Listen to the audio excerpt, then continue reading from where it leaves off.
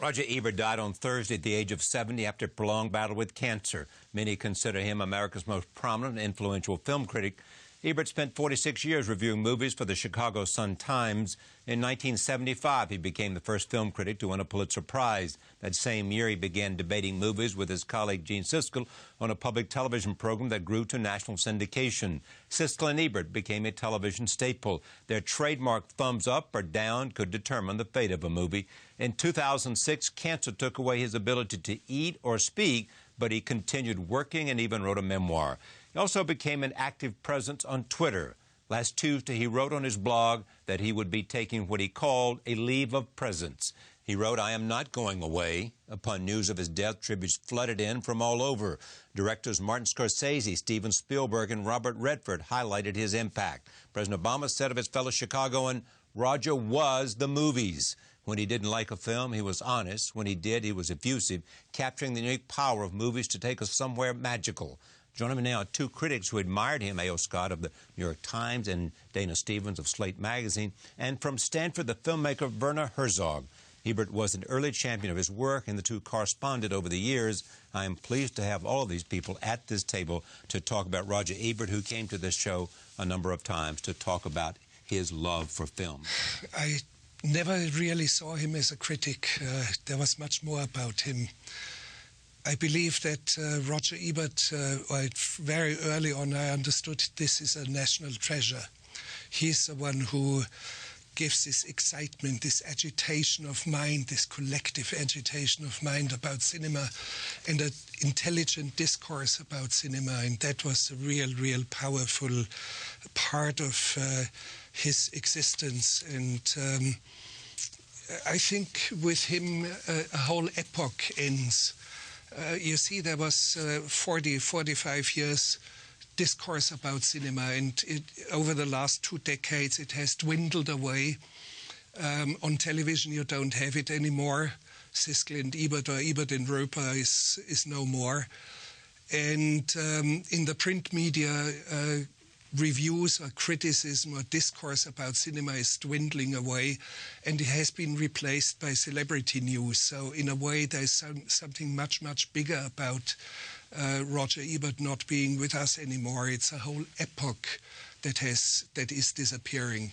Not completely yet, but there was something big, and he was a wonderful man, always someone who was after illumination, something about truth in cinema, and that's how I connected with him. We always had the feeling there was something much deeper than just movies that we should talk about. Basically said, I think you were quoted as saying that, I have always loved Roger for being a good soldier. What?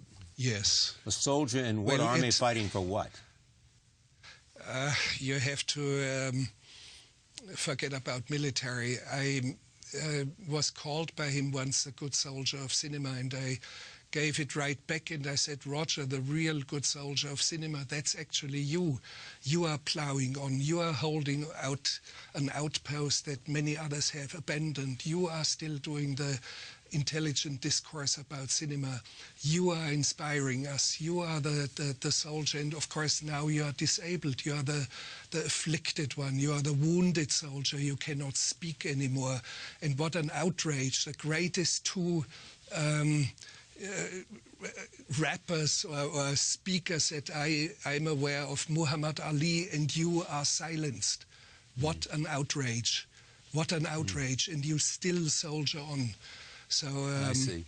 That was my salute to him, and that's how I still see him. And you see, a man like Roger Ebert, yes, he does die, and he was severely wounded and lived on and struggled on for so long, but he's staying on with us. There are guiding principles that he defended, and we as filmmakers do defend what his spirit was, or at least I am trying my best. How did Roger handle his illness?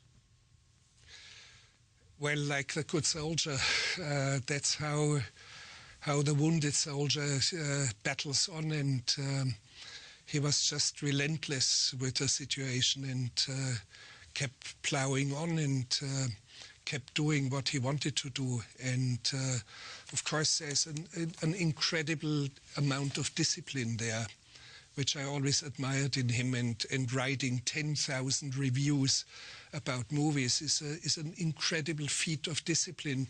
But at the same time, I always had the feeling there is a good solid amount of natural anarchy in Roger, and I like this side as well. So he was not a one-dimensional person, and it's just wonderful how he touched us all.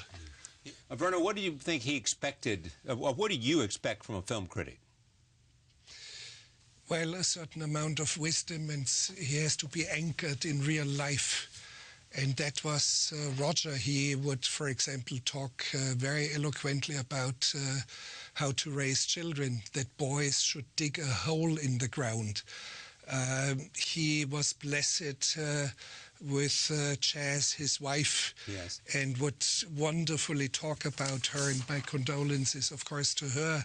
She's suffering the biggest of all losses. And we would talk about emotions and how emotions inform our lives. And also, strangely enough, we had a lot of discourse about emotions in cinema. How does it work, and how does the audience develop a separate story, a different parallel story, for example, in a romantic comedy? Right. We do anticipate, for example, the young lovers who have been separated by lots of obstacles. We race ahead in our emotions as an audience, and we wish and hope they will be reunited at the end, and there will be a happy end. So there's a separate emotional story within an audience, which is not all the time coinciding with the flow of the film itself, the story itself.